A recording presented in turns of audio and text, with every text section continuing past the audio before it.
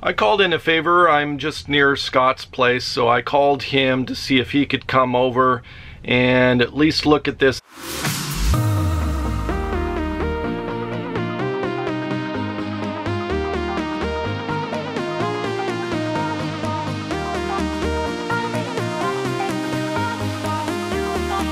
Well, here's an interesting dilemma. Just finishing up for the day and just was gonna head out. It's Christmas Eve, by the way, and step van won't start.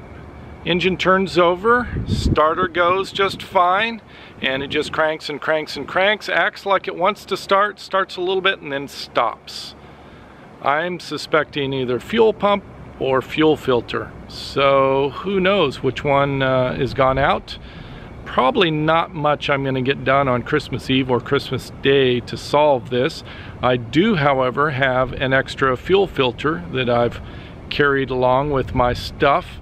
So I'm going to go ahead and try to install a fuel filter here on Christmas Eve in the parking lot of Bill's warehouse. So that's how I'm spending my Christmas Eve. Write in the comments how you spent yours. Maybe it's more interesting than mine. I called in a favor. I'm just near Scott's place, so I called him to see if he could come over and at least look at this and see if he thinks it might be the fuel filter or the fuel pump. And also, I think I need some diesel fuel to sort of prime the filter. So when you get your filter, you've got to fill the top of it to the surface of the top with diesel fuel, and I don't have any other than what's in the tank.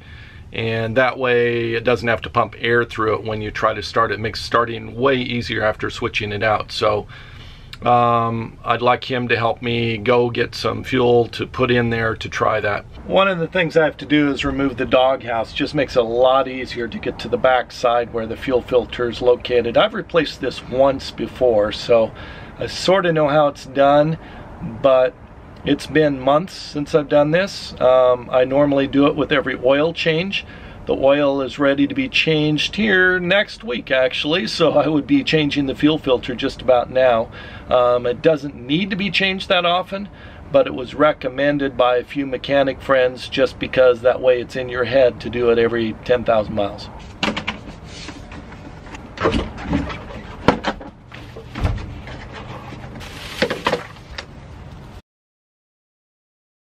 Scott came back for me, thank goodness, and we went and bought a diesel can just right as Home Depot was closing.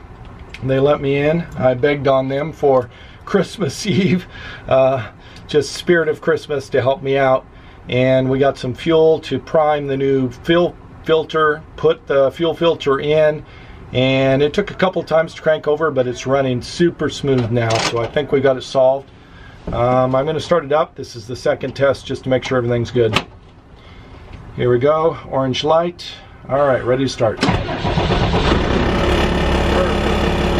Vibrating like crazy, but perfect. I'm very thankful to Scott spending his Christmas Eve coming out to rescue me and getting fuel, getting the step van started and running again, so I'm not just stranded here at Bill's shop.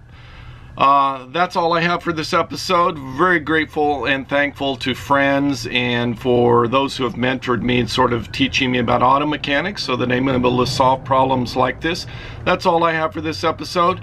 Thank you for watching. Savor the moment. See you next episode.